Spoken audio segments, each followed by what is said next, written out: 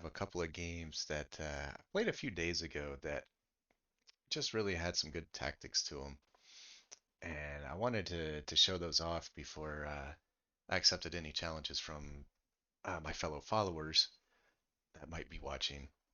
um, so, without further ado, we'll get into it.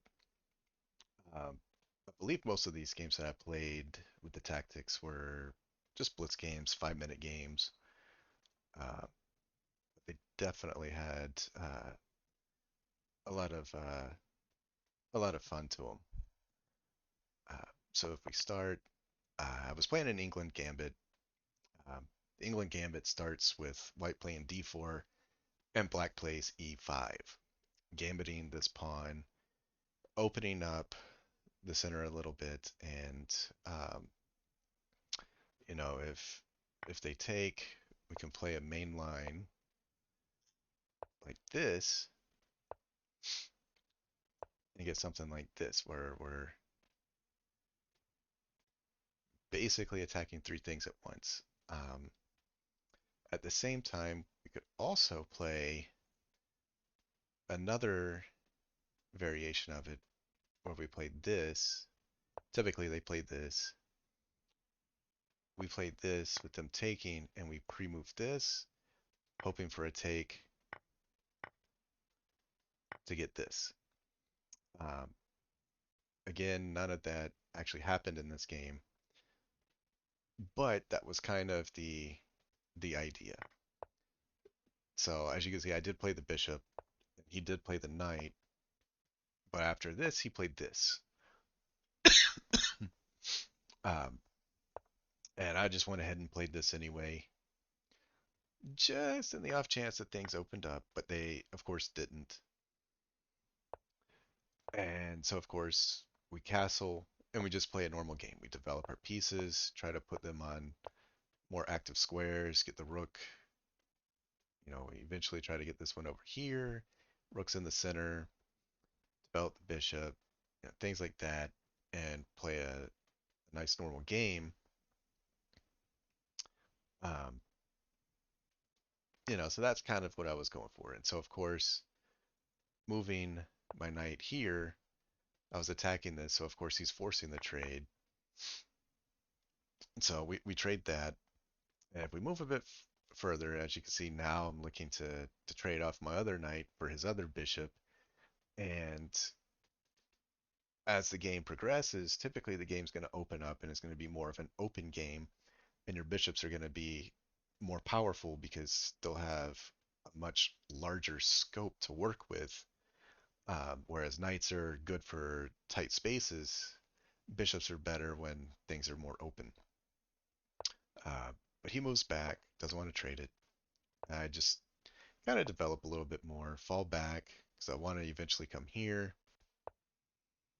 And so, of course, he attacks.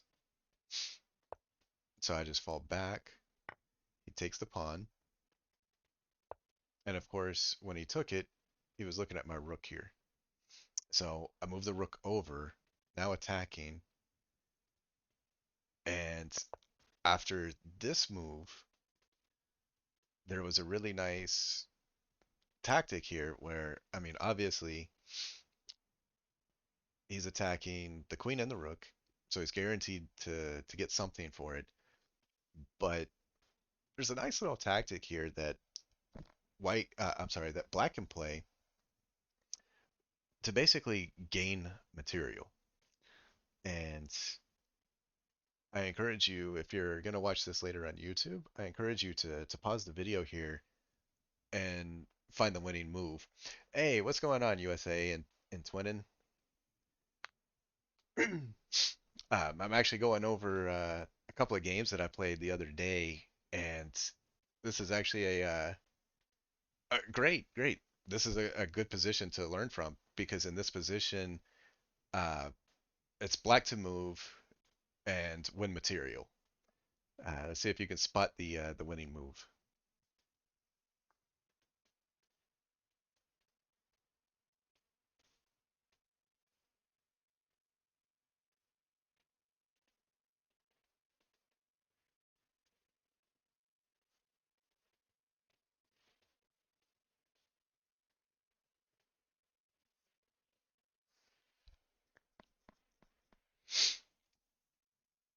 So here, like I said, black has the advantage because even though white is threatening to win a piece, black can actually get two for one. So we take the knight, and after bishop takes rook, we take bishop. So we're actually getting a bishop and a knight for a pawn and a rook. So we're getting two pieces, and he only gets that one. So it actually works out much better for black here. So that was something that I played in this, and going forward, it just became somewhat of a conversion. We played, and I will say at the if I'm not mistaken, I think this is the game at the end of it. I played a really really crazy move that actually ended up being a winning move. And as you can see, I'm just throwing punches at the queen, trying to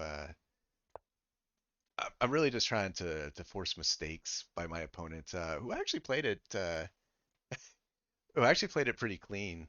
And yeah, it's that tactic isn't always the easiest to see, um, especially when you're lower level. Some of the tactics don't seem as clear, but the more you play, and especially doing some puzzles, like I love doing the puzzles on Lee Chess.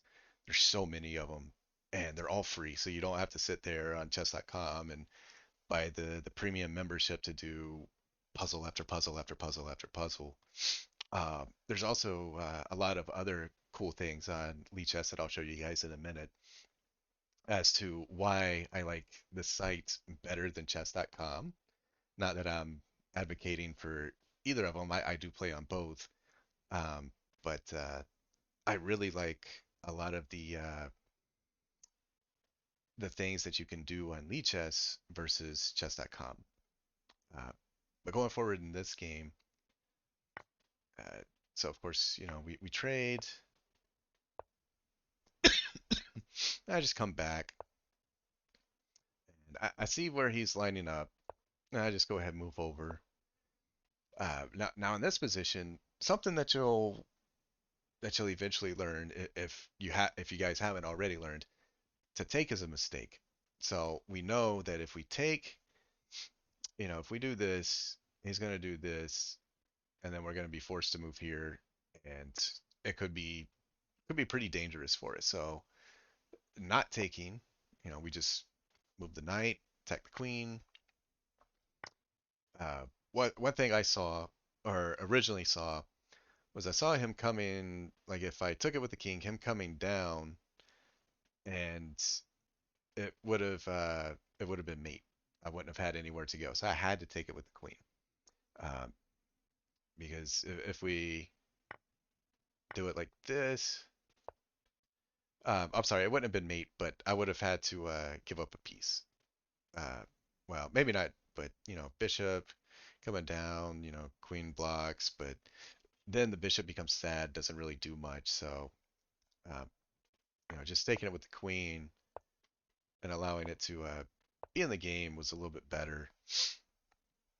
And so now with this, I got the queen here because I wanted to bring the bishop here and aim up this way. So that was the plan. And of course, it starts to come to fruition. And now we come to a really crucial point in this game. Um, and the crucial point was simply this: to gambit the knight for a pawn, actually for two pawns, because if takes, we take back with check, and as the king runs, we could do some serious damage. So he doesn't take, but instead goes here. Now, there's a really nice tactic in this game other than the knight takes pawn, which actually, I analyzed this game after I played it. and knight takes pawn was actually the best move recommended by the engine.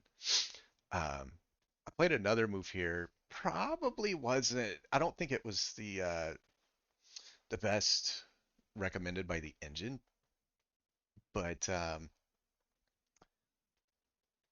but it was a really nice move and ends up uh,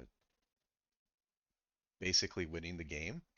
So I encourage you to see if you can find the winning move here for black.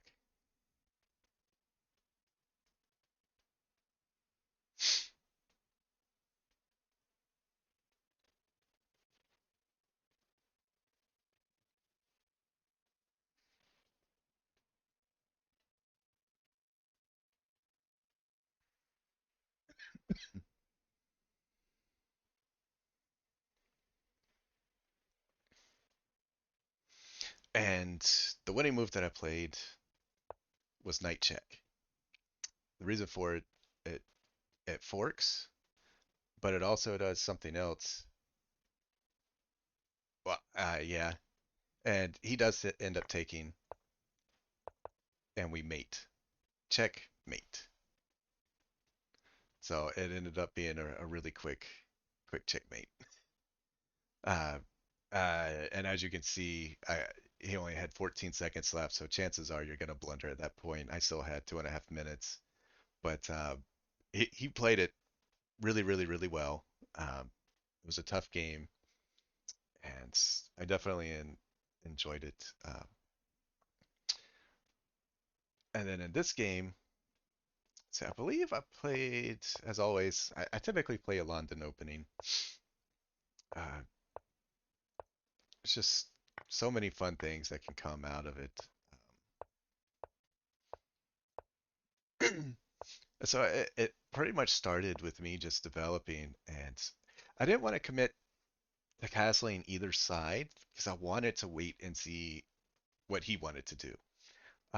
And I didn't, and typically, if I start to see that they're going to castle queenside, I'll go ahead and start my pawn push. That way, once I start going, if they castle that side, I can castle king and bring my other rook over behind the pawns and just start trying to tear him open, maybe even sack a piece, and just try to rip that side open. But uh, once he did that, it kind of signaled that he was going to castle kingside, as castling queenside in this setup probably isn't the best idea. Um, so I went here expecting to trade and move this. Now, typically, most people will move the knight here, which just wins a pawn because takes, and now you've basically won a pawn. But he ended up moving his knight over here, and for a lot of the newer players, something that I've learned from other players that are at master levels and all, watching uh, them comment on games or play games themselves, is that knights on the rim are dim. So anytime that you have a knight on the edge, it's not good because of the fact that it's severely limited in where it can go. In this case, here, here, here, and here. Whereas if you look at this knight, here, here, here, here, here, it's got all these spots that it can go to. So in the middle, even though we know that it can't go to a couple of them because they're occupied, but you can see where if they weren't occupied, the scope and the range that the knight has in the center of the boards versus being on the edge. So knights on the rim are dim, and the other saying I have is rooks on open files have smiles. So anytime that there's an open file, like this one where it's a semi-open file, this rook is very happy. Uh, my knight is very happy. I could bring this one here, or, you know, maybe even do something else at some point. But so I went ahead and played this move because the only place that the knight can go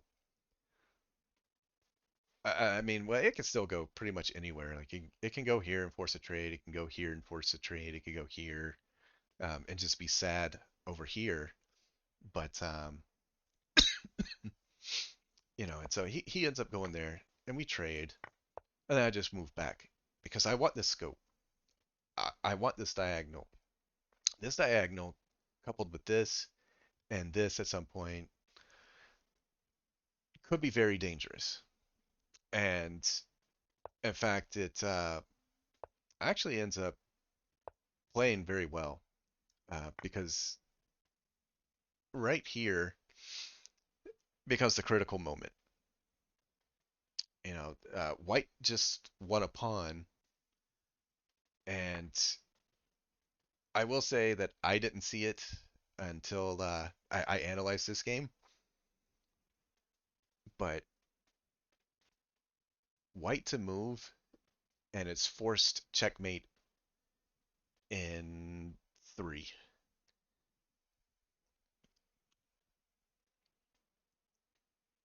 There's a forced mate. It's basically mate in. Is it four? No, three. I'm sorry, it is three. Forced mate in three.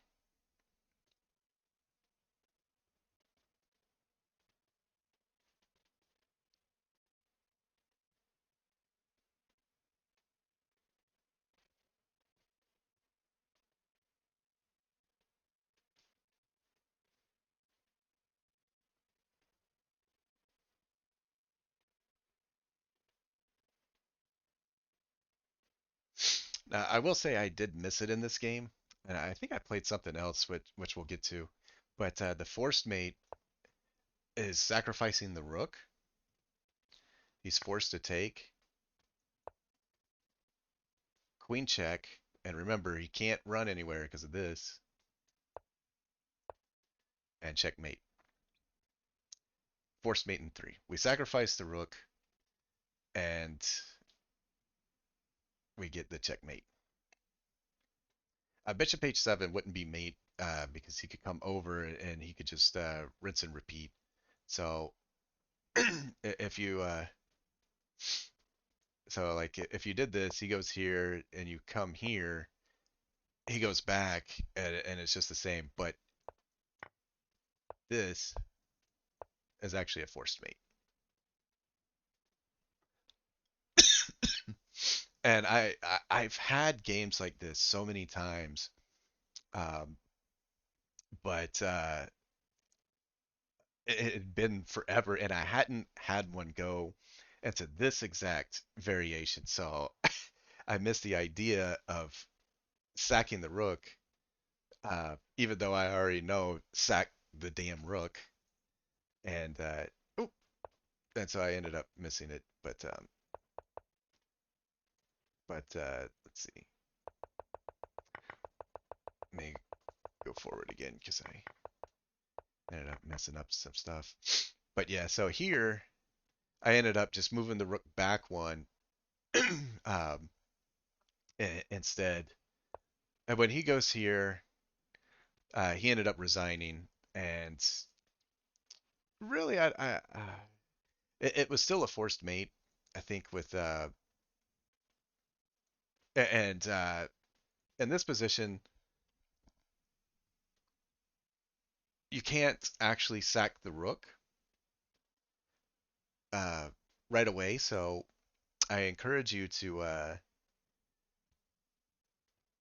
find the winning move for white or the winning combination. White's a move, forced mate in. Let's see, one, two, three, four. I think forced mate in five in this position. Uh, my opponent resigned. I didn't see it right away, but after analyzing it, I did see the mate in five.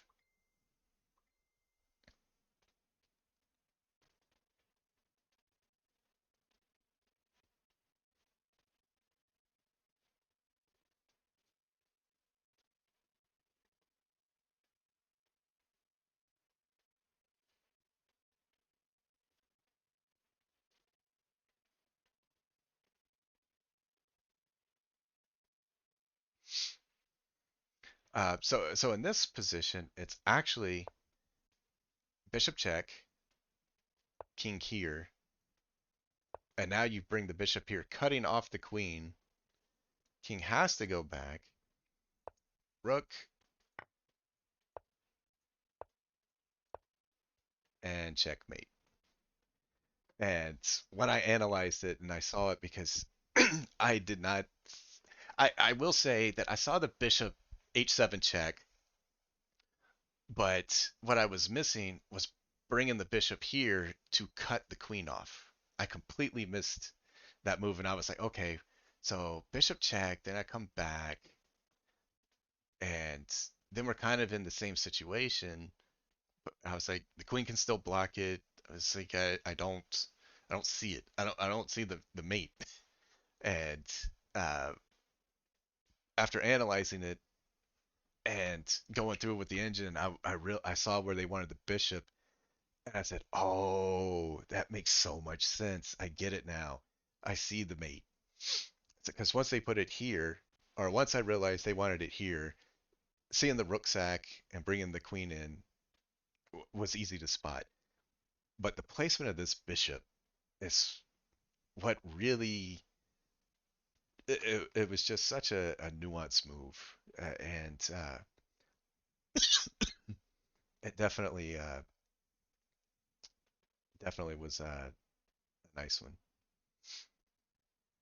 Uh, for Forget what ended up happening in this one. Oh, I remember this one now. So we end up kind of doing, I don't want to say the same thing, but it was similar. And of course, he castled queen,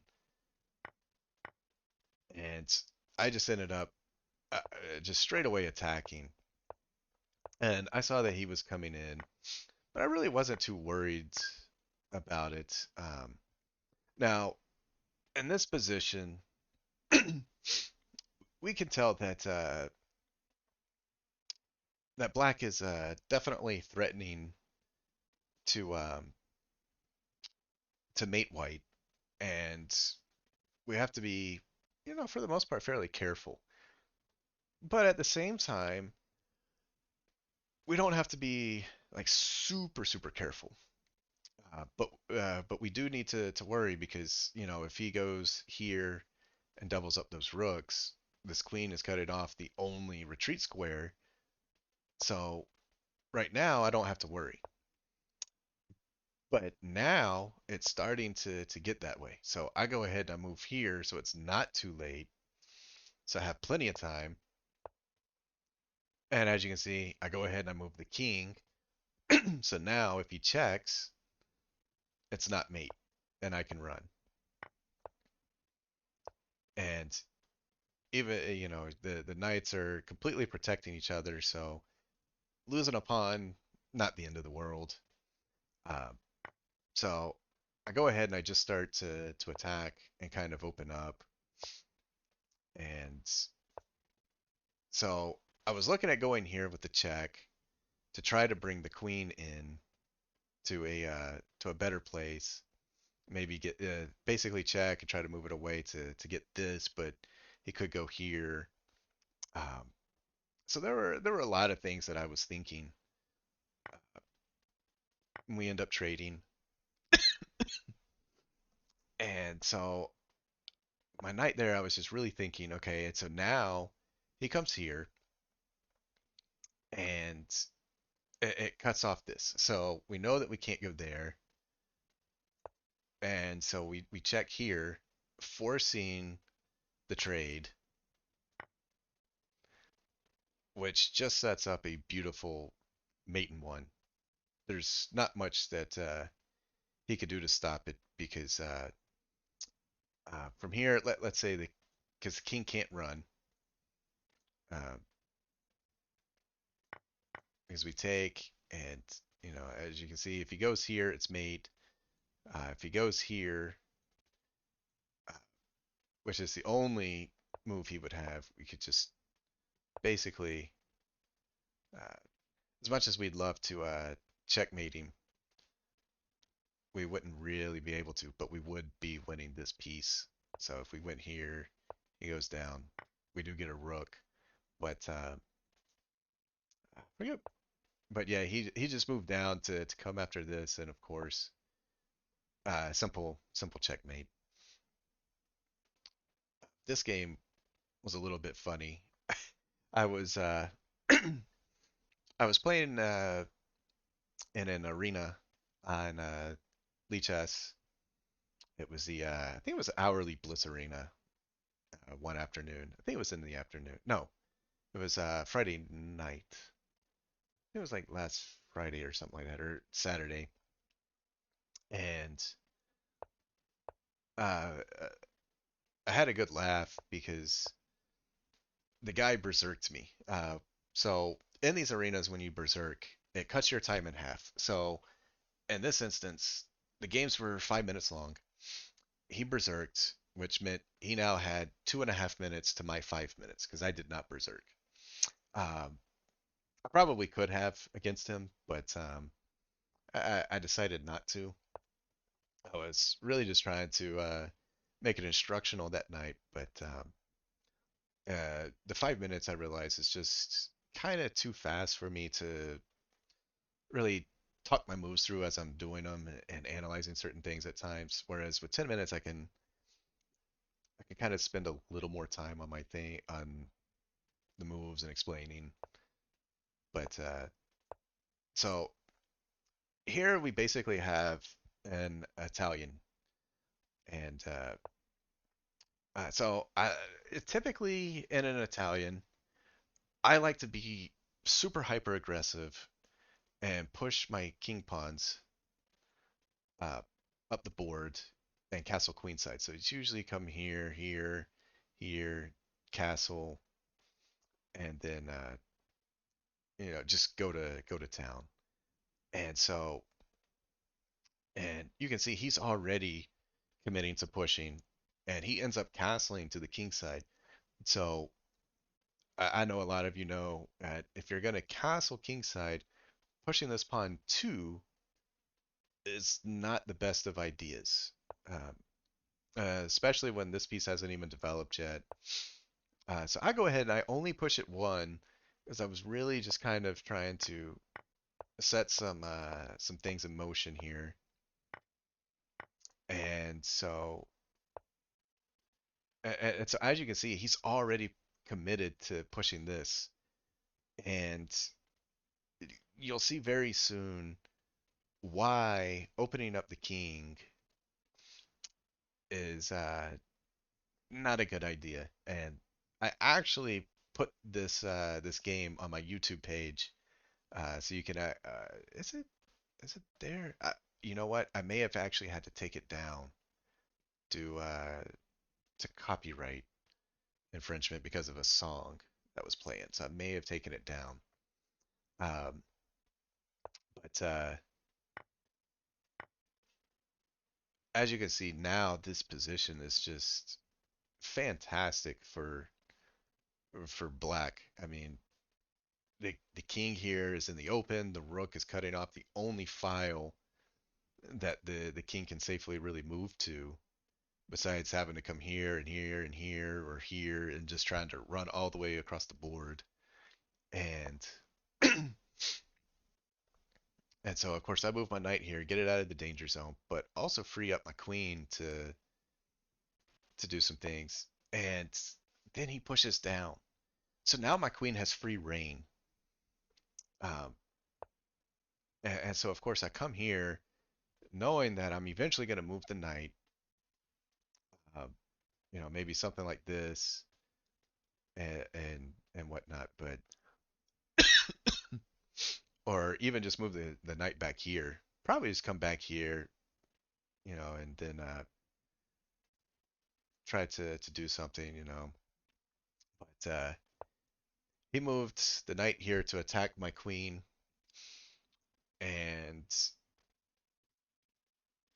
if I'm not mistaken, uh, there may have been a mate quicker, but it was pretty much a forced mate in three in this position. So I encourage my viewers to take the time to look for it, and it's a forced mate in three.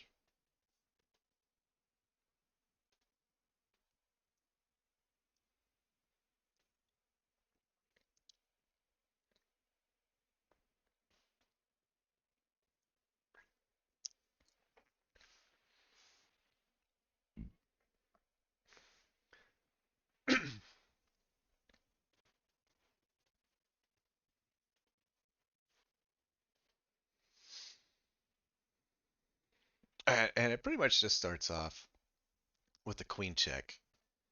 Uh, and the reason for it is now the king is forced to move here, and then we can get the knight here, or even here with the discover check. Um, so if he does this, we go here, we force him back, and we could actually do something like this where it's a double check, queen and knight, and that would actually be checkmate as well.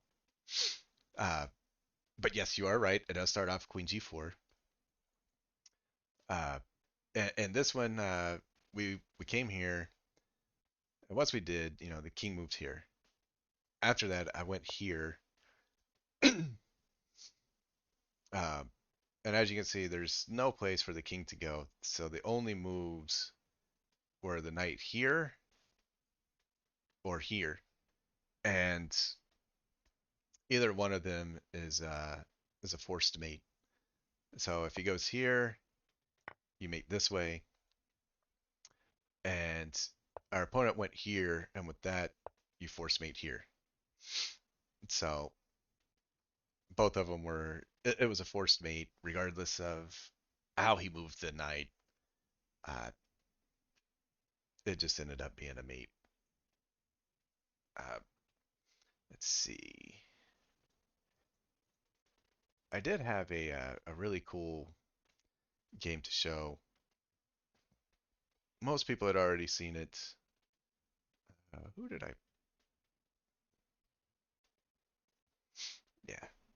So we'll show this game just for fun. I showed it about 2 weeks ago, but this one was a really nice, fun game. It started off with a typical London. Um, this move not so typical. And in fact, I really don't recommend beginners to play something like this so early. Um, because especially if you're planning to castle kingside, it really weakens the kingside structure. So it's not really the greatest of methods. Um, so as you can see, we just kind of moved, and I realized that after moving the queen here and him blocking, I really didn't have any good reason to be here. And so I ended up, just coming back. And of course, he castled. So, of course, I started to redirect my pieces. Um, and moving the queen there, knowing that I can't really defend the pawn without pushing it, I went ahead and castled. And castle queenside, defending the pawn with the king. Uh, he pushes down. And of course, like we said earlier, to take is a mistake. So if we take here, then he can take, and now he's got a better thing because now this pawn can come down. He's got his queen here, and he's looking to be able to just really open me up, and that is not what we want. We do not want our king to get open, so we don't take. And instead, we uh, we just start our attack. And as you can see, our attack is already knocking on his door, and his attack hasn't even gotten anywhere near mine. So as we take, and actually the move here was to take, but once he took here, the engine will actually tell you, you take the knight, he takes the bishop, you take the bishop, and you're actually getting 2 for 1. Um, I did in fact miss that in this game, but now, as you can see, I'm kind of double attacking the knight. The rook has an open file, so the rook is smiling. And as you can see, I'm wanting to double up my rooks. And as you can see, I accomplished that goal. And so it's After that bishop move, it white has a forced mate in, let's see, one, two, I think it's like forced mate in three or four. Um, but I want to see if you guys can find the combination that starts the forced mate, and it's not a move. I'll give you a hint. It's not a move that you would typically consider.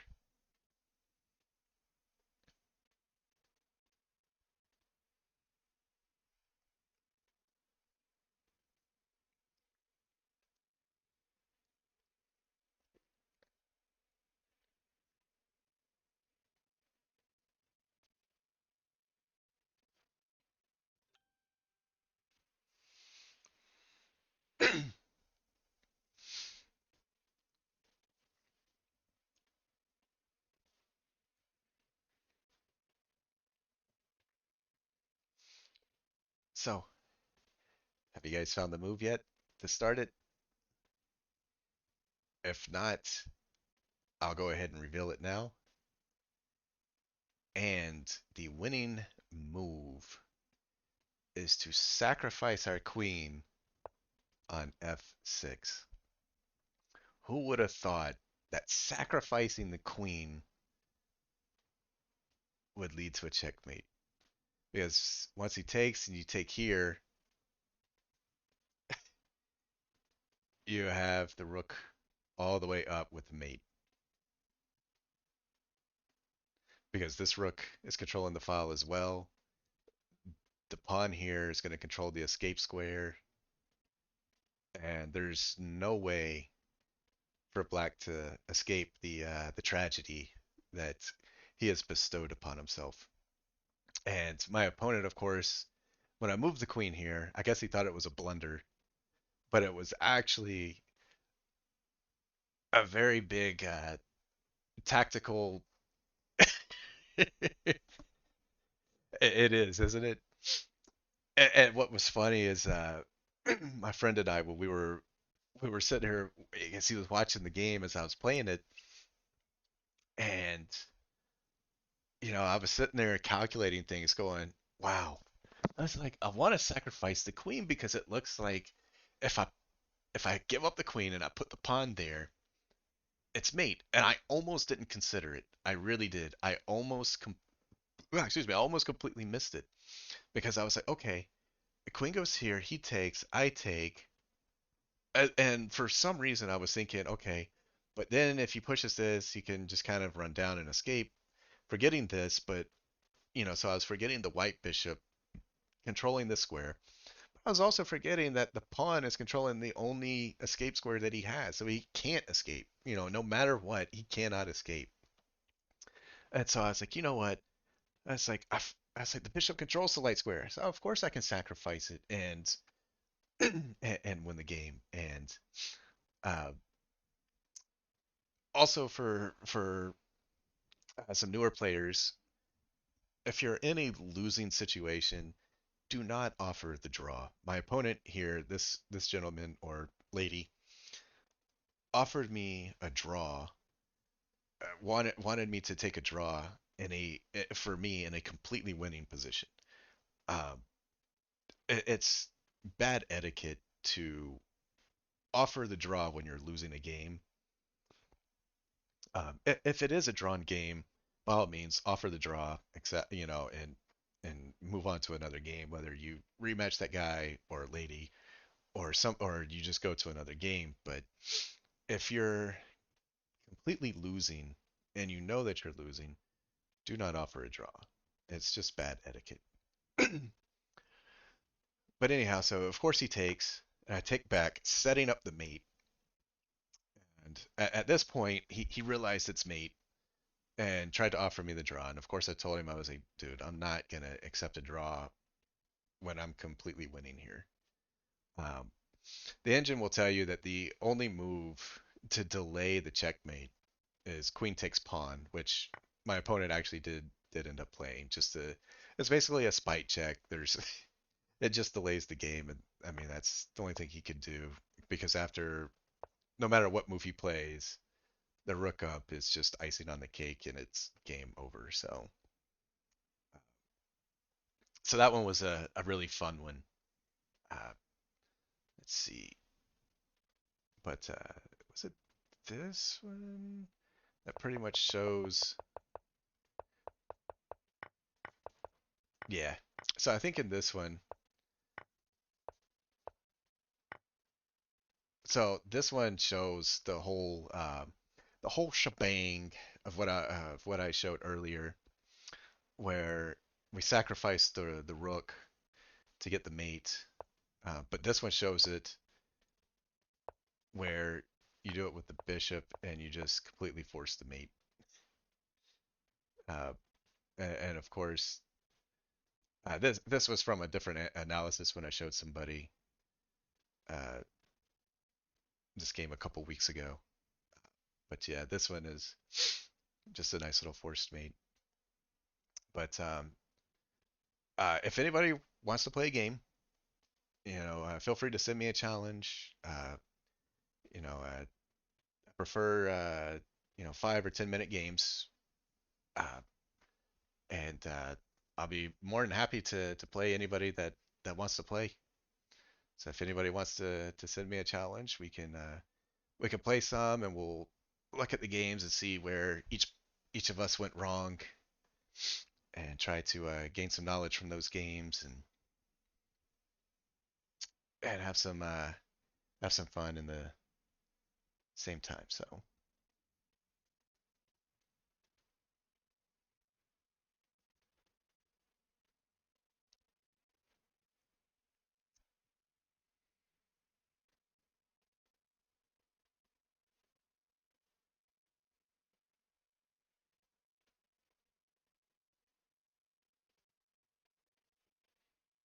you're only on what? For some reason, it's got stars, so I can't see what it's saying.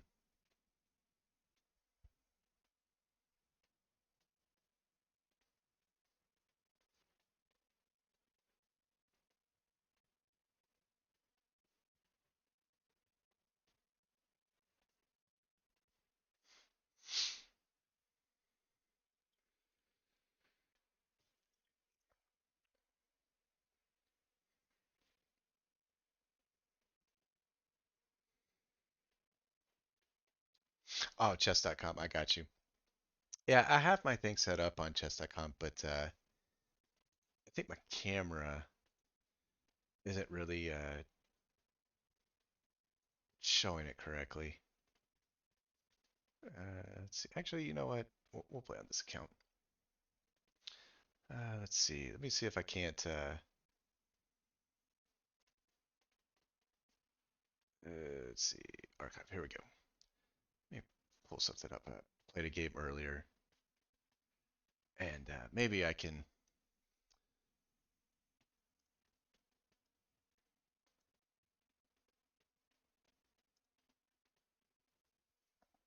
get this. There we go. Uh, let's see.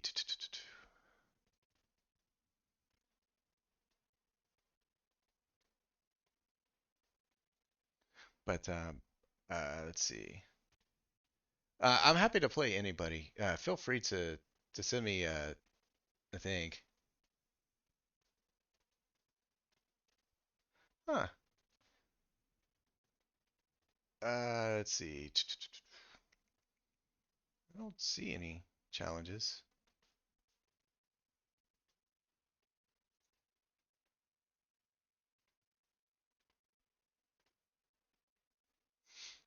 Let's see.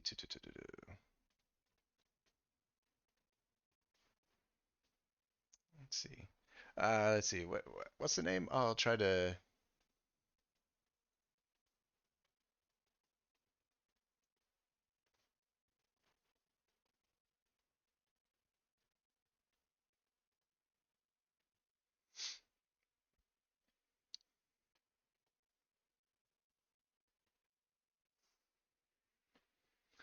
Okay, let's see.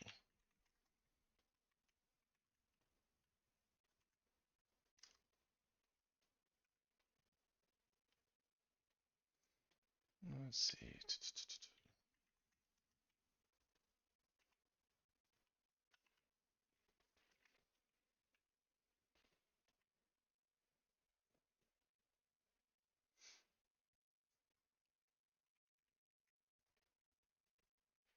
What's the let's see.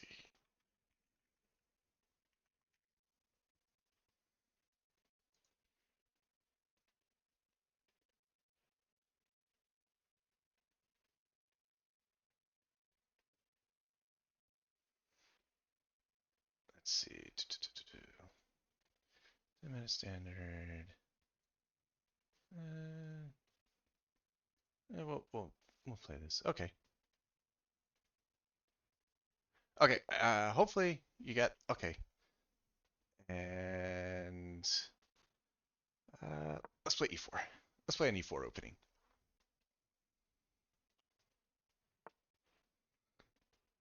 Okay, so we'll play this.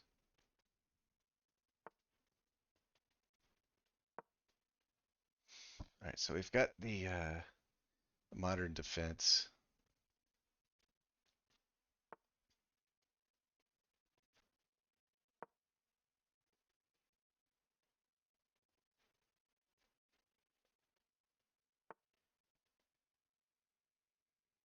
Hmm.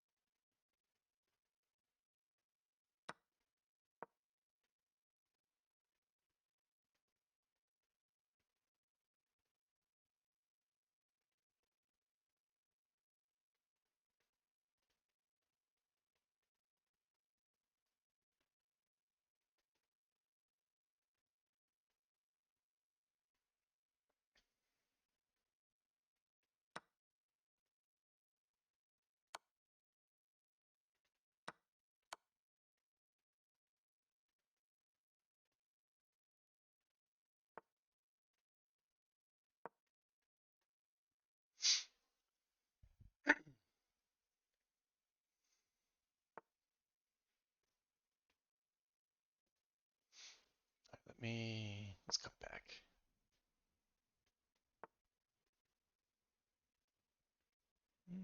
Let's go. Let's develop. Let's develop our pieces. Start playing them a little more actively.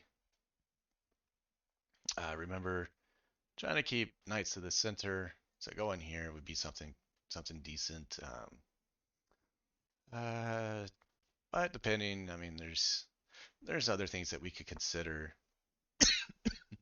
Okay, so he wants to trade. Don't want to trade that. Not just yet.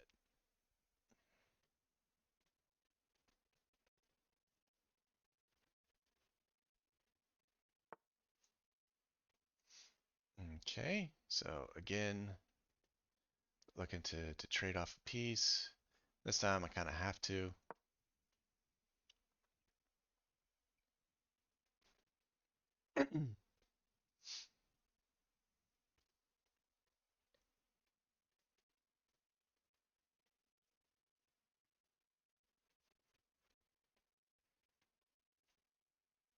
So it takes, we take, he takes. Okay, so he goes ahead and does that. Then we're gonna go ahead and go here.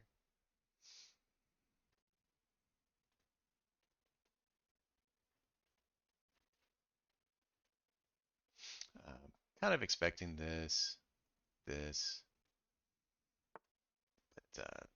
oh,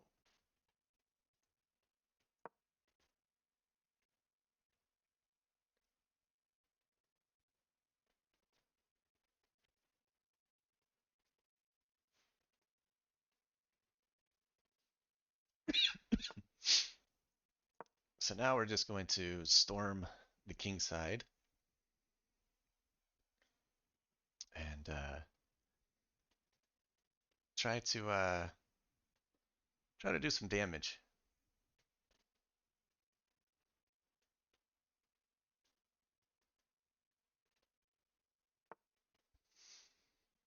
Okay.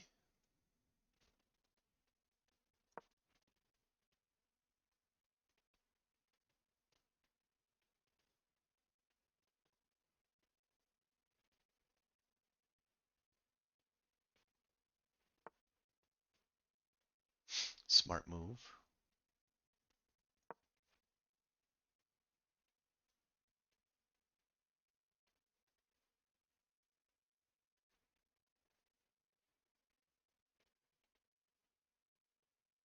Although going back, pushing down, probably taking might have been the better move, but we'll go ahead and take that.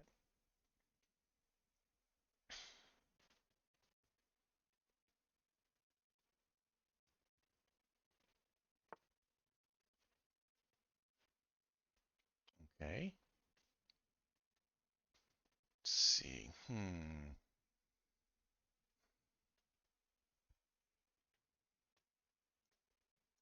Let's go ahead and go here.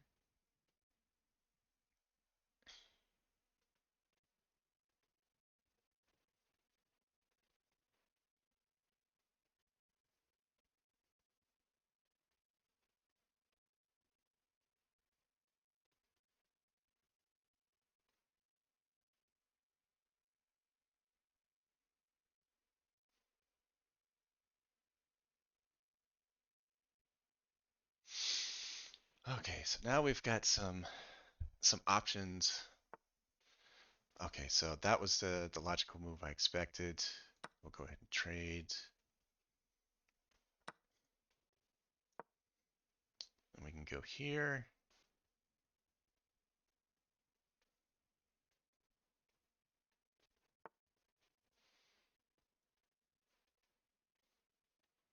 And we'll fall back.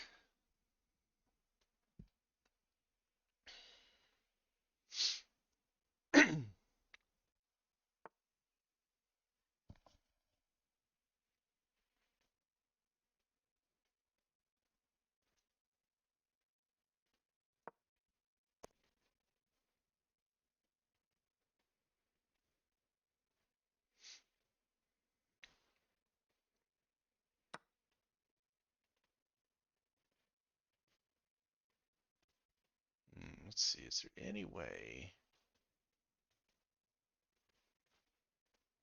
to do this?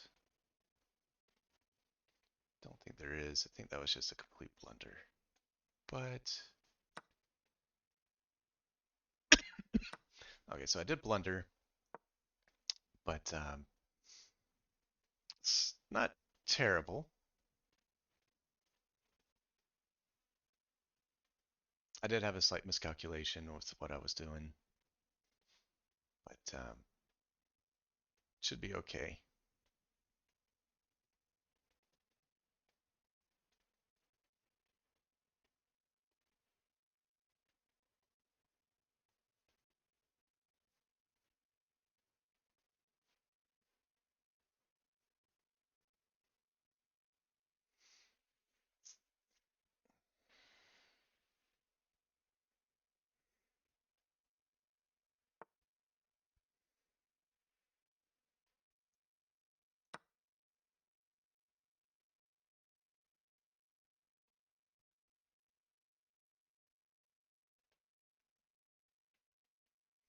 Let's see. Okay, so he's going to take that. We'll take.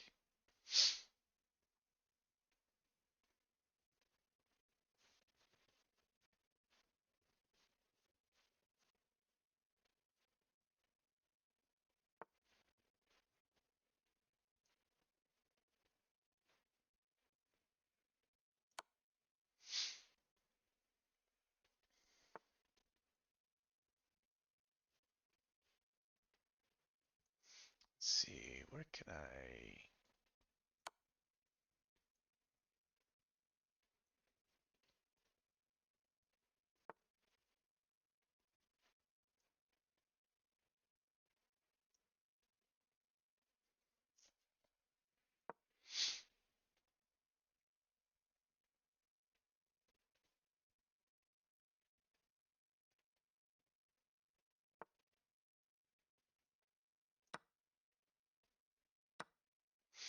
All right, so that's actually what I wanted.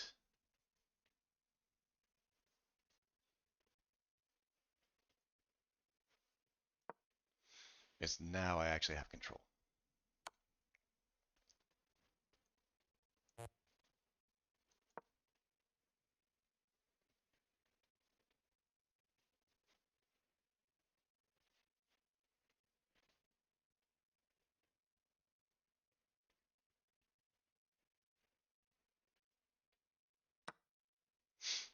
Yeah, there we go.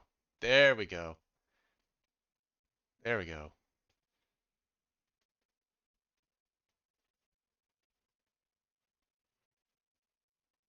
That's what I wanted. Good game. It was a good game.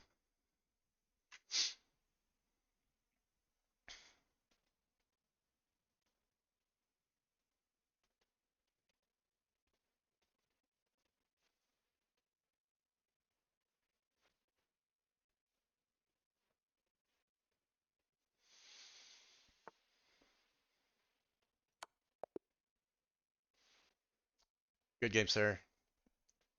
After my blunder, I definitely had to fight for it. That was really good. I don't normally play E4 openings, but I wanted to give it I wanted to give it a try. Uh, so I was trying to play a Ponziani, but yes, good game to you, sir. I was trying to play a Ponziani opening, but against the modern it doesn't really work. So I really just started to try to play a little not necessarily reserved, but a little aggressive, but not overly aggressive. So the at times, uh, I will say that the end game is definitely my worst. Getting the end game is definitely my worst, but there's times that I struggle with the mid game uh, when it comes to some games that take me out of my theory or my comfort zone, and so there are times where I'm struggling to find the right move. Here, I was really just wanting to take the queen and trade him to stop castling. That was my whole goal. Oh, when you moved here, coming out to come over here, I was really supposed to take. Oop, I was supposed to take this pawn. I mean, this was just a wasted move by me, knowing this, and then trying to come back, and now the pawn is not free anymore. It's already moved, and I can't win it. So um, it does put this bishop in a bad spot because it's behind two pawns. Oh, excuse me, and nowhere really for it to go. So uh, I guess in a way it was okay, but definitely not the best of moves. Of course, coming back, I was just trying not to trade off. I think probably trading here would have been a better idea, especially with the game being more open. Taking my bishop for your knight would would hurt me more with you having the bishop pair in an open game. So I really think trading here would have been the better option.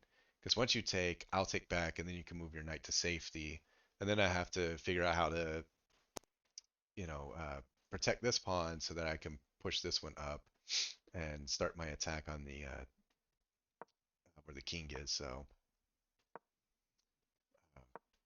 and so once you moved away, then I was able to freely push it, and I didn't have to worry. And then of course, I really just wanted to move up.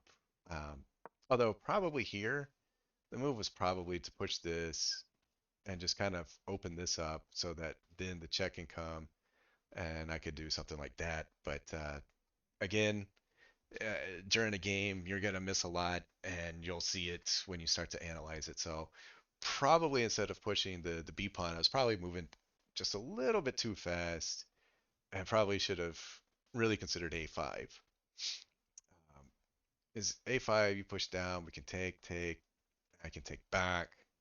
Um, Whereas if we go here, take, and then I can, depending on what you do, I have this to try to get that. So uh, going forward, pushing past, I originally was thinking that was the better move, but I actually think taking might have been slightly better because it does give up this pawn for free. And now this pawn is just really controlling some space.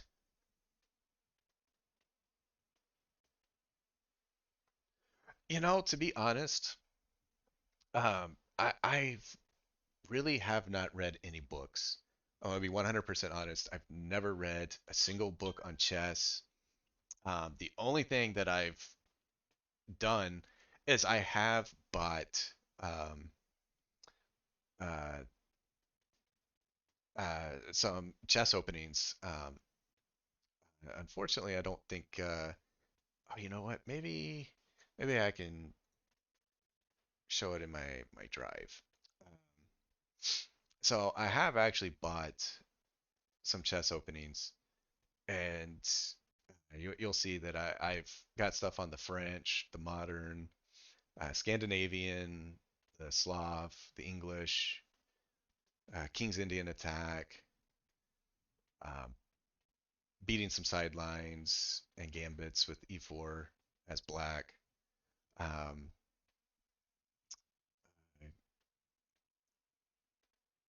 then of course the Pierce.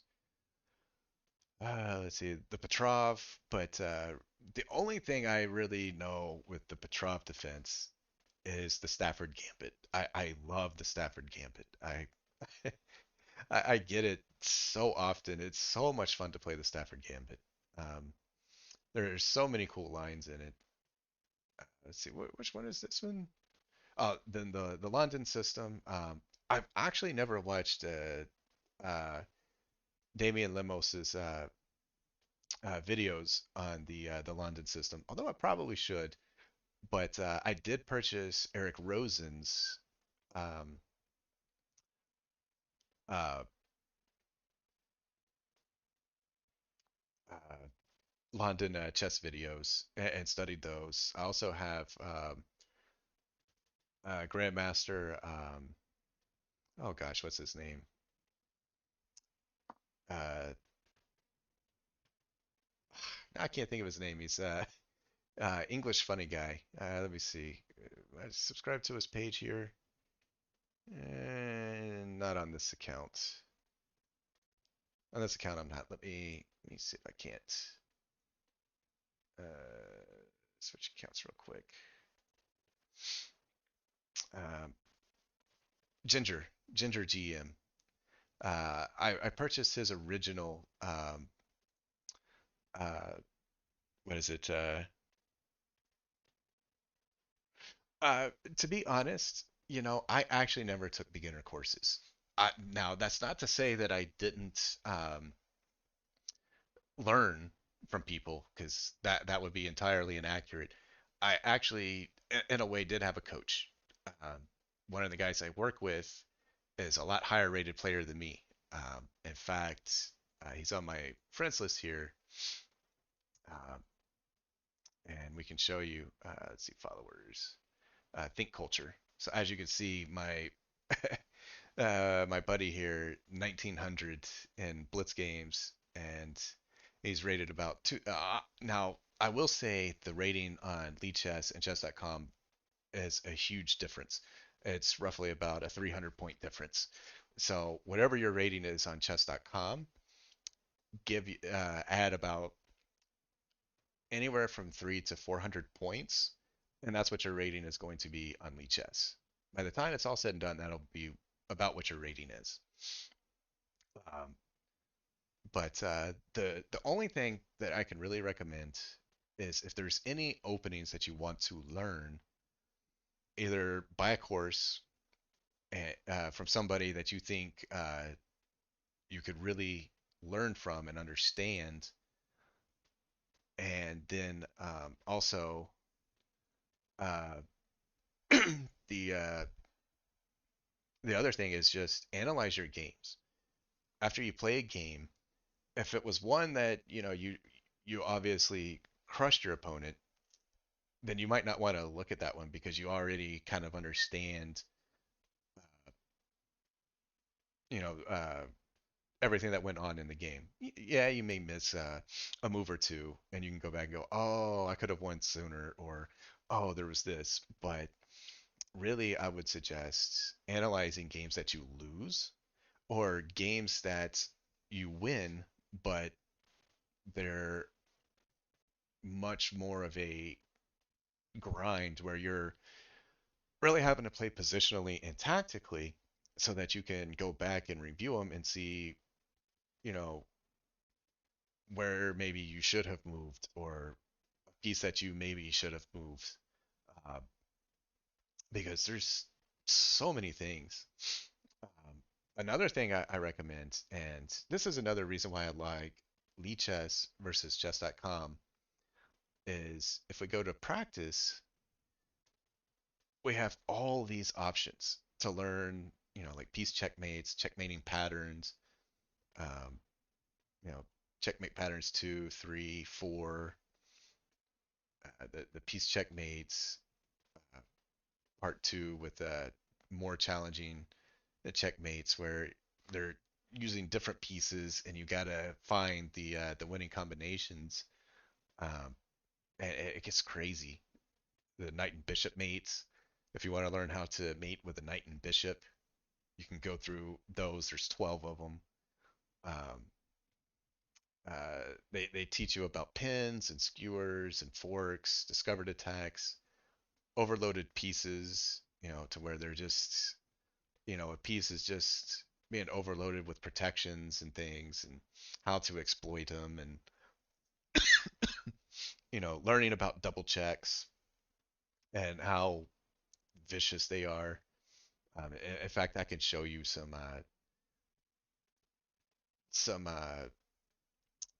games with the Stafford Gambit where there are some lines where you do get double checks and just incredible victories with it pretty quickly. Of course, Zugzwang and interference, Greek gift sacrifices, uh, the seventh rank rook pawn, seventh rank rook pawn, and passive rook versus rook. Going over some rook endgame tactics. I mean, there's just so many things that they've got. But but yeah, it's so many things that they've got here as far as lessons that are just so good to help people learn. And then of course their puzzles. You can do puzzles for hours and never have to do anything. Um, so like looking at it, I mean it's you can sit here and say, okay, what am I supposed to do in this position? And you know you might not see it right away, and then you might, but typically, you're gonna realize that,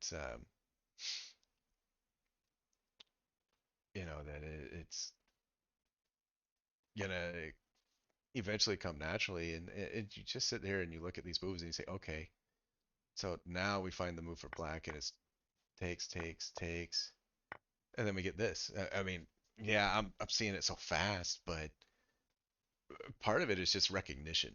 You start to see things. And like here you can already see, oh, okay, well, I can't take this because the queen covers it.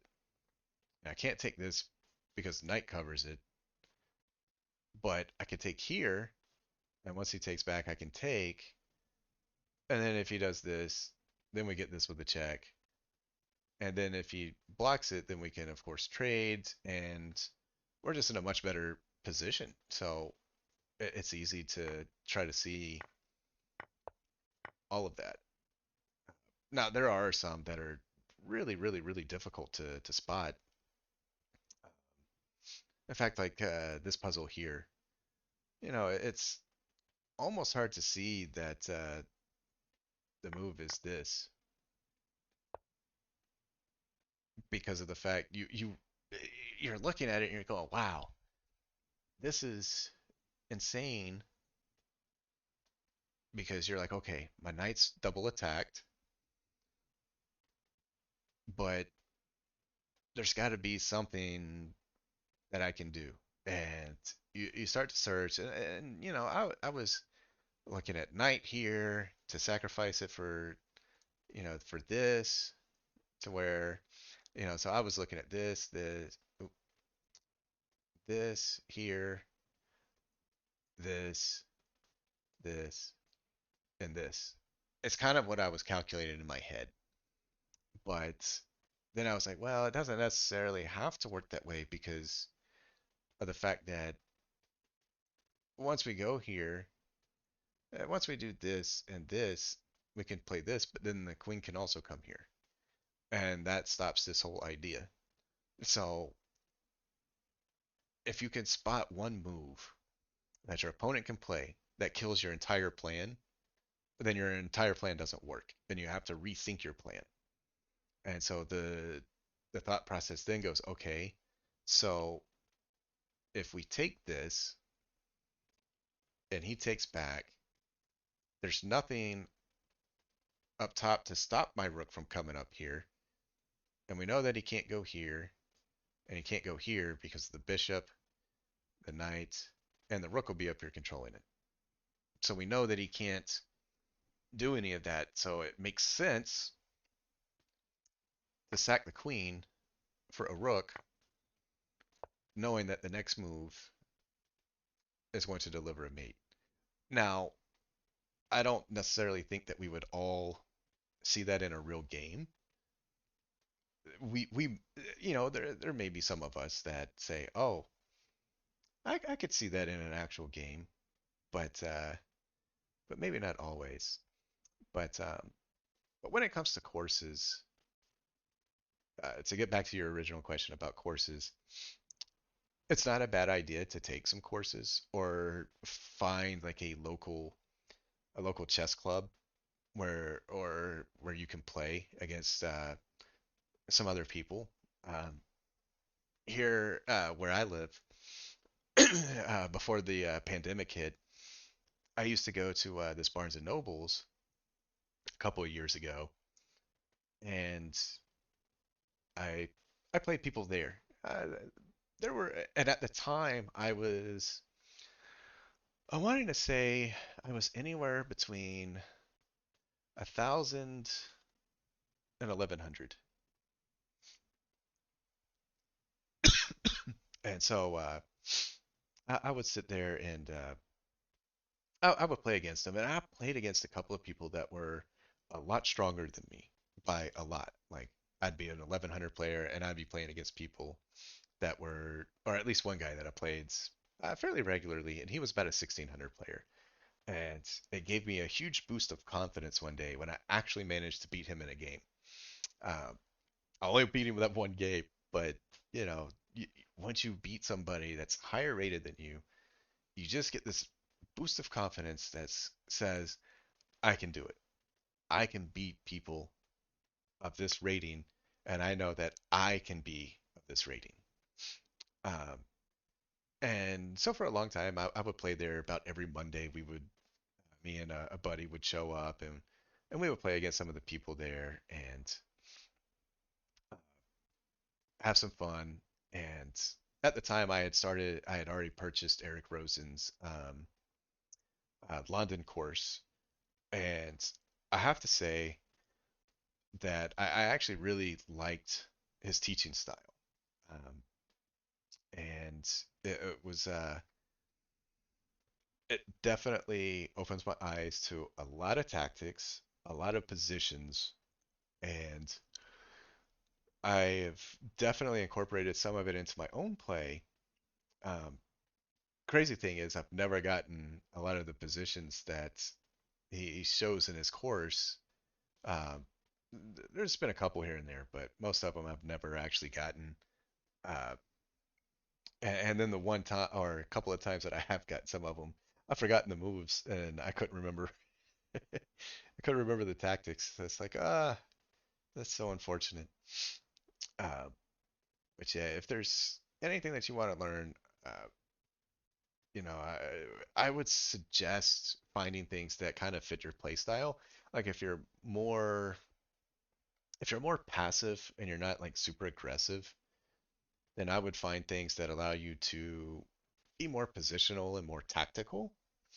And then I would and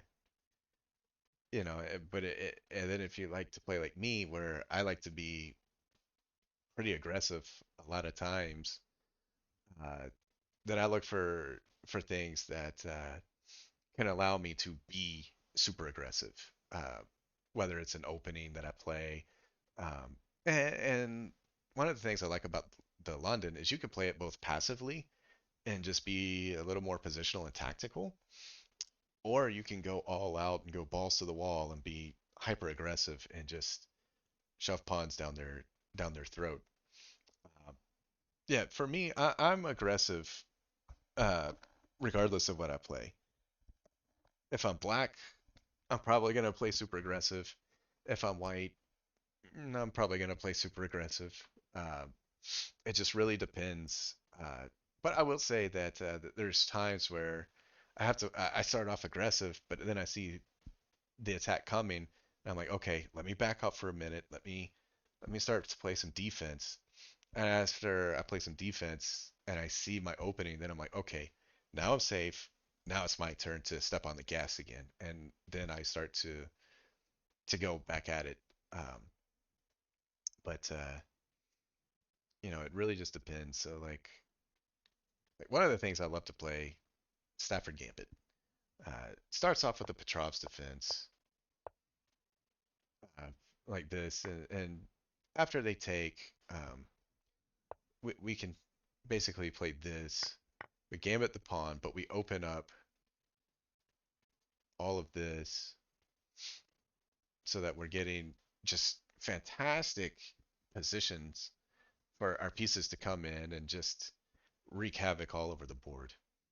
Um, so of course, typically a lot of them, their next move is going to usually be to play something like this. I'll just show like a couple of variations of it. But um, but yeah, so after playing here and coming here, you can already see that we're looking at this. Maybe something, if they end up playing like castling, we have oh, we have this and this coming in. We're just ready to tear them up. Uh, so that could be an idea right there. We also have thoughts of this, depending on what they do. So after this move right here, uh, black pretty much says, "Oh no, my queen," and we take here. And this is where it starts to get tricky because we are gambiting the queen. If they take the queen, find the winning combination. It's black has mate in two. It's a forced mate into by black if white takes the queen, uh, and it starts with check and checkmate. As you can see, there's nowhere for him to go, and it's just a really, really, really vicious thing. Now, I've gotten this position quite a few times, typically against some lower rated players, but even some higher rated players that are closer to my rating on both sides have fallen for this. But I usually get them uh, with this. Uh, Where, as you can see now, we're just looking at everything.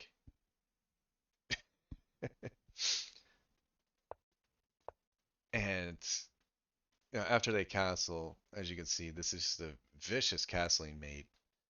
Uh, because it looks like they're in a pretty good spot. Now, I will say that the best move is actually to take here, and but that's usually what they'll play is to try to get you to take, so they can then bring the queen down with a check and kind of get the queen into the game and whatnot. But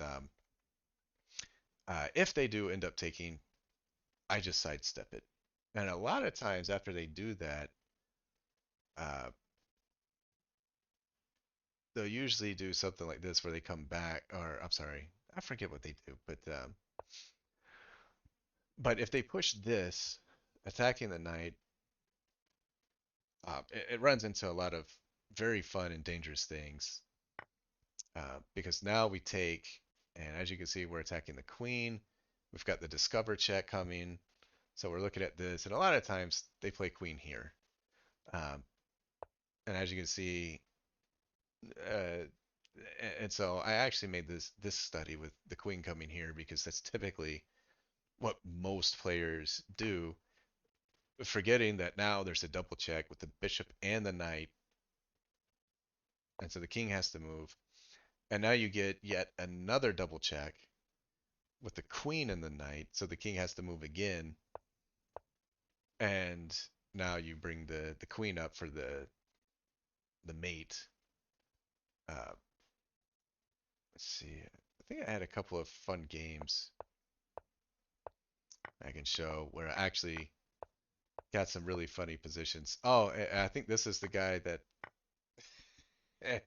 see, as I said, you know, I was playing, see, I was a 1580, he was 1574, so this must have been on my Lee Chess account.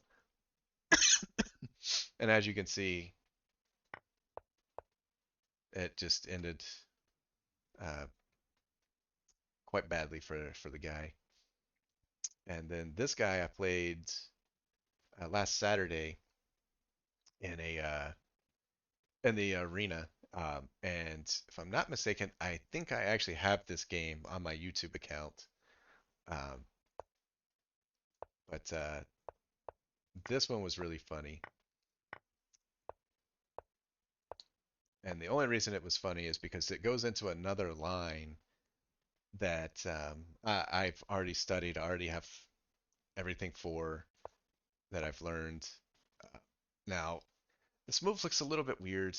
You can actually play this a couple of ways. You could actually come here, and then if they come here, you can take here, threatening to win the rook, as well as, messing up their pawn structure with this. So instead of going there, let's say we play this and they do this. We can actually take here, and they can't really take because they're losing a rook. So a lot of times they'll do things like this, so as not to lose this and not to lose this, and then we can take, and then we can come back, and then if they decide to castle,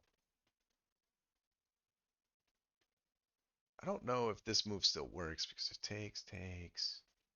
He can still put, oh, I guess in a way it does. So we could actually come here, and if they did it, um, they would have to figure out how to protect this. Uh, so that's one thing that you could look at.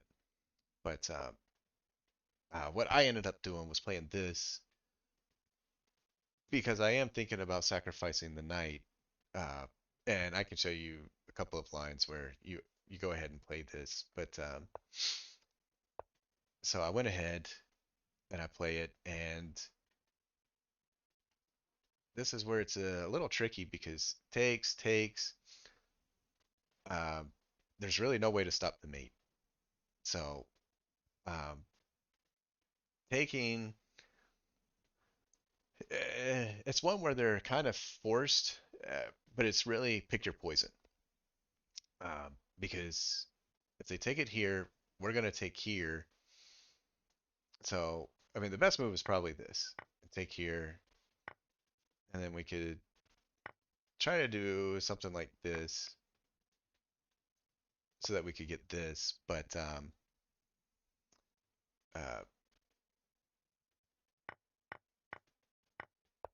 but chances are you won't get that. And so my opponent played this move, pushing this because he wants to push this, but you can already see that it was checkmate here. So that's the thing about this knight and the queen already here. I've already got the mate set up, so they kind of have to remove this knight. If they push this up, you're forgetting that this pawn is pinned. So if they push, it's checkmate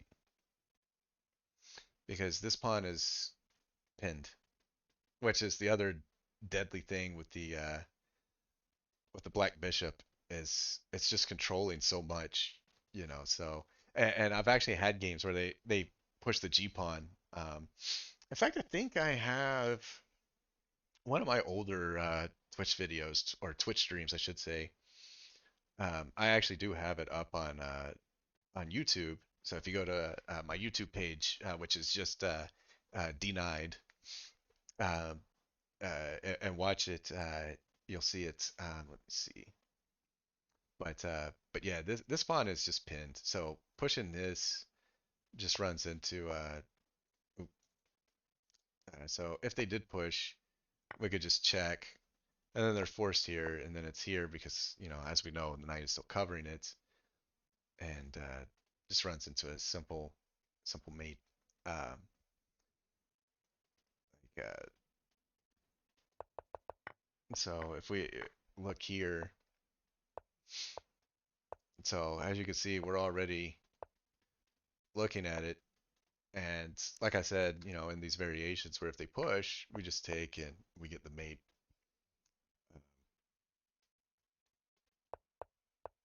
And this one is just another simple line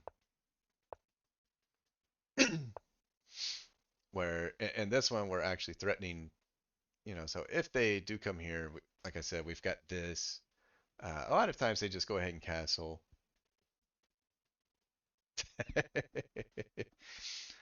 I'll say that after watching Eric Rosen play this over and over and over again, I started to learn it. Um, there's also there's a cool little trap with white that I can show you as well. Um, and as you can see, this is mate with this, and they can't take because of this. So all of this is just so fantastic. Uh, now, let me see. Let me go. So if we do it from white, there's a funny little trap that white can play, um, but it requires black to fall for it. So let's say we take black takes. If black takes, we played this. Attacking, but also getting the. So now we're looking at the knight, but we've also got X-ray on the king. If black moves back, white can move here, and now we get the queen. So this is an opening trap for the Petrov's defense that white can play if black is unprepared for it. And I will say, I had a friend of mine fall for this, and myself, I've fallen for this a couple of times as a lower rated player when I was first learning the Petrovs, because I didn't realize that I cannot take that pawn. And other people and my opponents were ready for it. So of course, as black, I took, and I'm like, okay, well, let me just go back. And then they move here, and I'm like, oh, that wasn't good. That was not good at all. In fact, a friend of mine, I was playing her sons, and I believe, let's see, and they ended up falling into it. Let me see.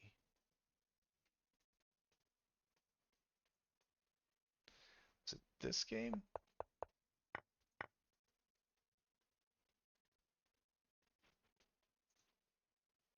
I think it might have been this game. Yeah. So as you can see, this was a game I played, and unfortunately, um, it was one they weren't prepared for. They they're very new players, so they're not very experienced, and I've been trying to play them here and there and kind of coach them up a little bit and teach them how to develop pieces and so as you can see, they kind of fell for this trap.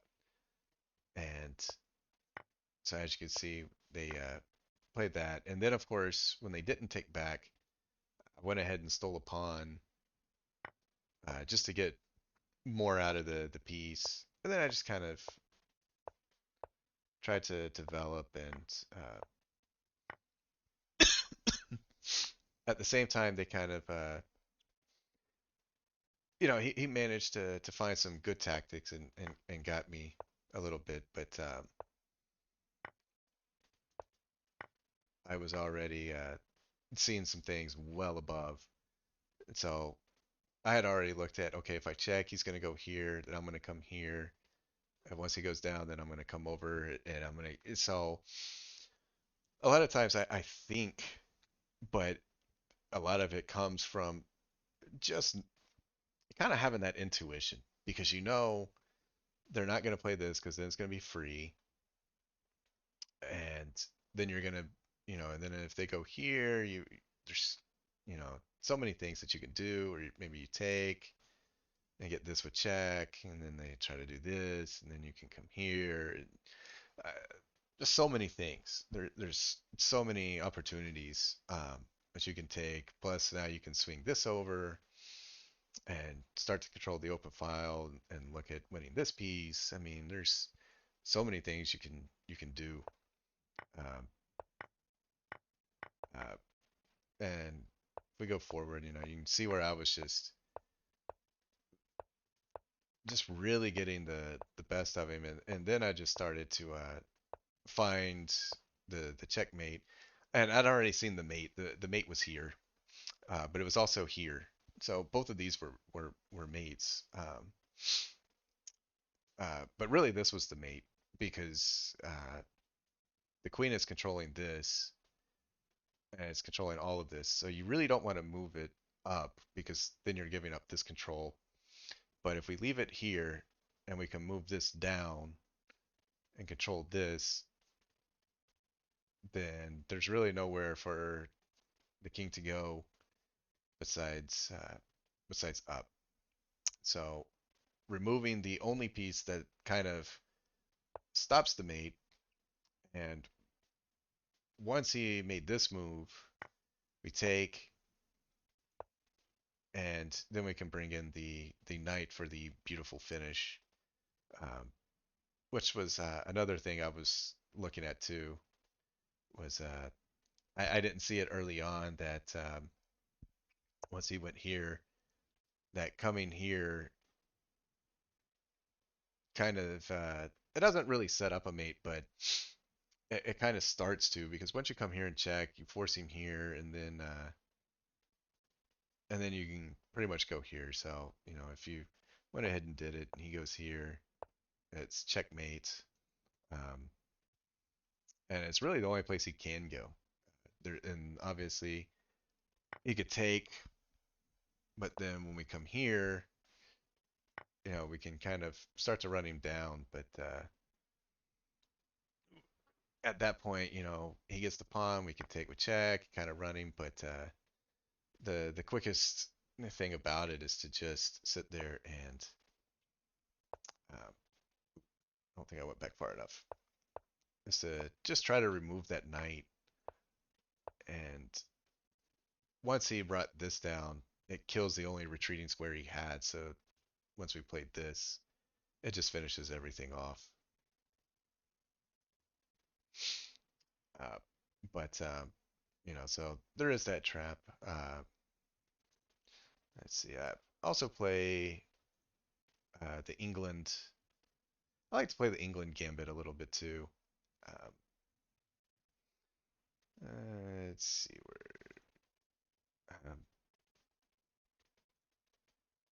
This one was a funny game uh, because it had a really nice tactic in it. So that's something I enjoyed. So the England Gambit, uh, no, basically it starts off with e4, or I'm sorry, d4 and e5. We game at the pawn. So this is more of the main line. We get this, and of course they're typically going to block. And then we can take and play some pretty crazy things. Uh, Times it's one of those like, eh. Uh, One of the things I like about it is this line right here. It's a little bit trendy. So basically, once we play this, we pre-move knight here, so it looks like a blunder. Um, it all relies on the pre-move. Now sometimes it might not work, and the reason for it is after this, black to move and win material. It should be pretty easily seen to win the material.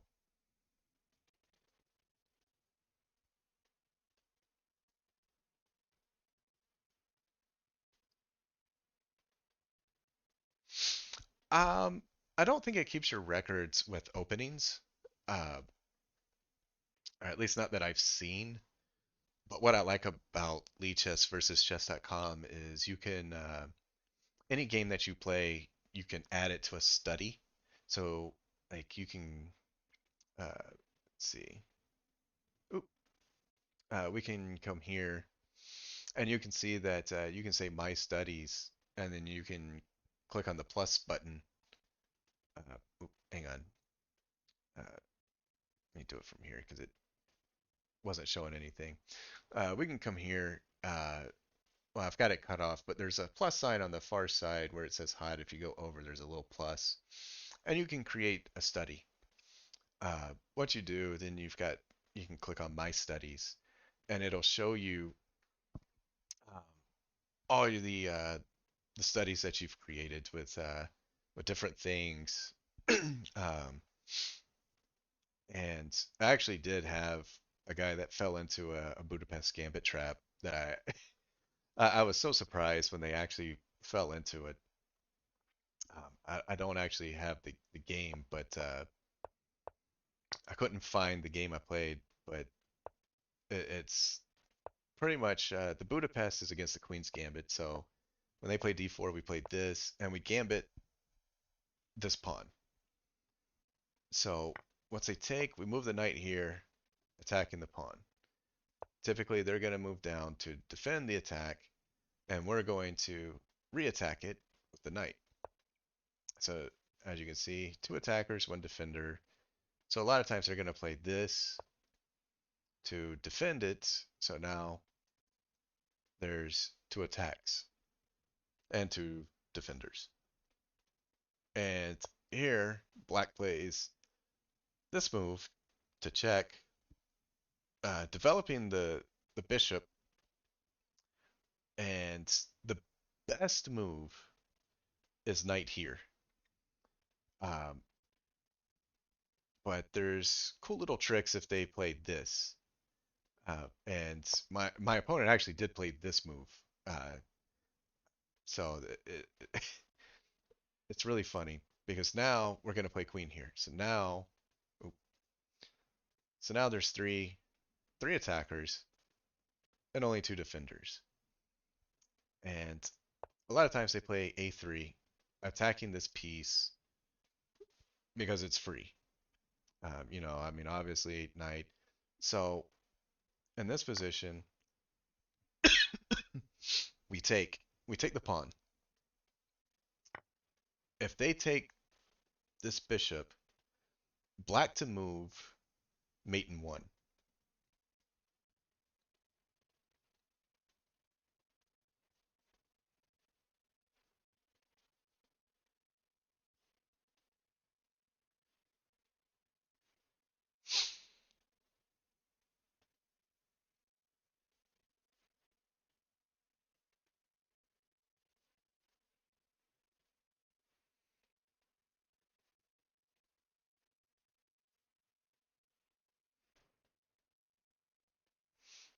But yeah, so the mate here is knight to d3, checkmate. Can't take because of the queen pin. Yep. You'd be surprised if you look at the database and see how many people have actually taken this knight here. Um, let's see, because I think if we go to it, oop, let's see. So as you'll see, there's been a few games that have been played, top games uh, that have gone into things, but you'll notice that most of the moves involve taking here and not here because obviously once they take, you get the mate here. Um, but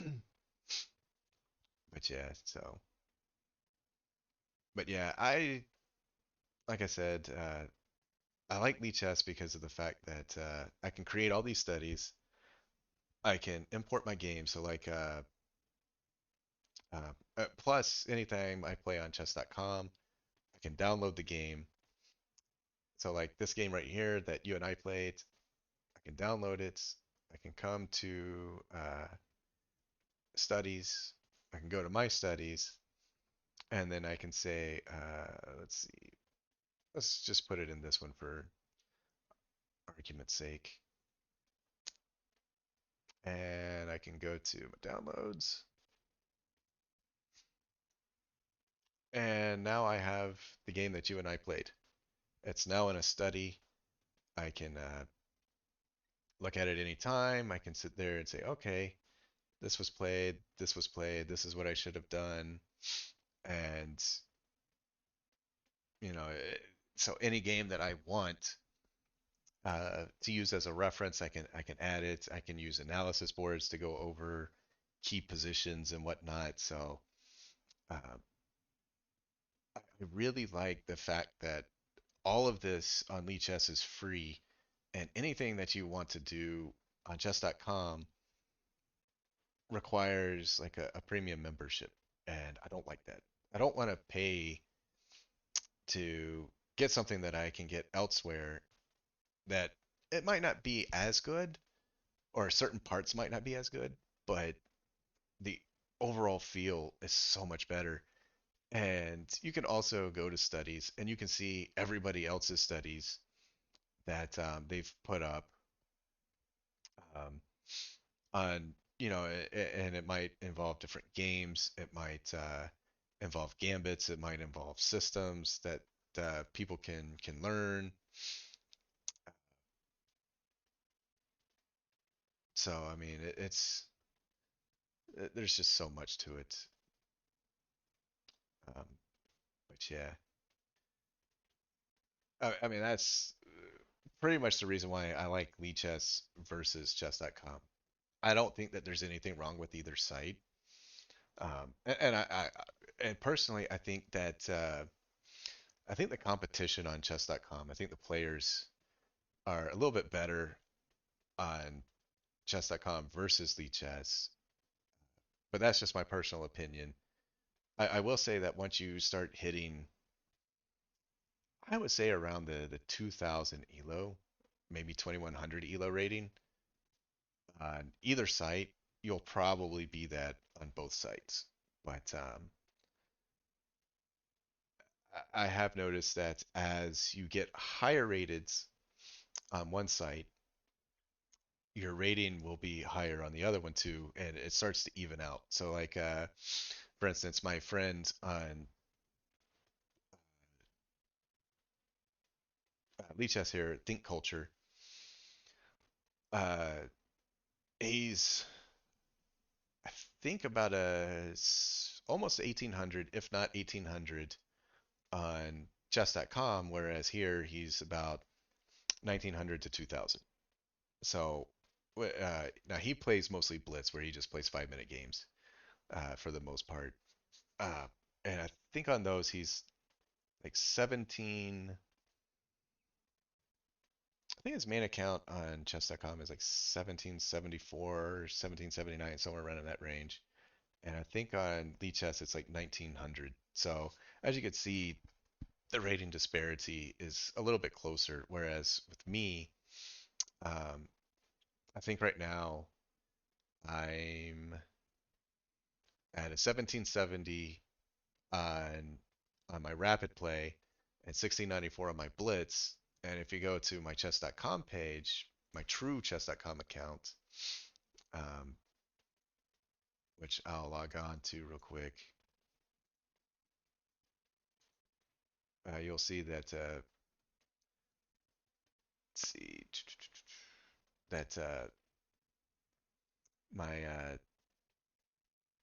blitz is about a 1338, and my rapid is a 1461 right now. My highest rapid was 1492, which I've hit a couple of times, and I cannot seem to get past the 1492 mark. Every time I get there, one game away from hitting the 1500 mark, and I fall back down. Um, and my highest here was like 1804, I think, 1805, which would basically be about a 1505 rating. So I'm right there between 1450 and 1500 on chess.com, and uh, on Lee Chess, 1770, which would be about a 1470 rating on chess.com. So it works about the same. And this would be about a 1394 rating. So I'm not the strongest of players, but I'm not the weakest of players either. And I see things, and I like to show things that I miss because I mean, let's face it, nobody's perfect in a game. We all make mistakes. Um, so I just try to take what I learned from one game and kind of share it with others, and hopefully it helps them win games. And hopefully it also at the same time helps to stop me from making a lot of the same mistakes. Uh, but it's been fun, guys. But unfortunately, I have to call it quits for the night. Uh, Got to be up early in the morning for my actual day job.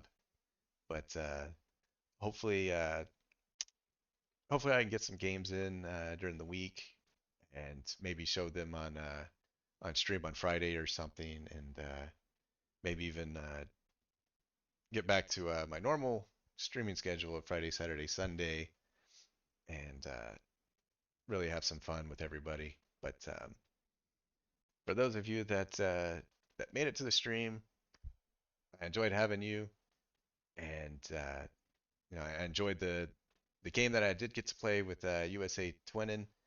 It was a fun game. I blundered, but I still managed to get the victory somehow.